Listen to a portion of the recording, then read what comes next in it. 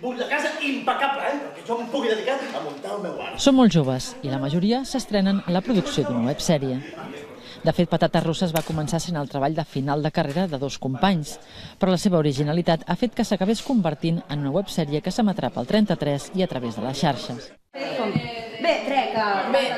Falta un B d'abans del re. El format, 8 capítols de 8 minuts cadascun, també està adaptat a un públic jove i dona sentit al nom de la sèrie. Una mica la metàfora de les bosses de patates petites, és a dir, que se les pots menjar quan vulguis on vulguis i és un snack que dona alguna de plaer, doncs això serà igual. La sèrie gira entorn d'una troballa, la del guió d'una pel·lícula eròtica, que voldran aprofitar tant sí com no.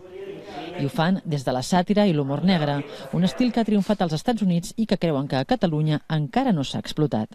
És bastant extrem, un personatge una mena de gairebé paròdia d'una paròdia, una mena de Pulp Fiction, però molt estripat.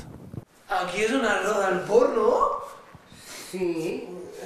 Hi ha una complicitat amb el públic o amb la càmera que quan en l'altre material audiovisual no hi és, no? I qui coi ets, tu? Patates Rosses estarà a punt per estrenar-se a la tardor.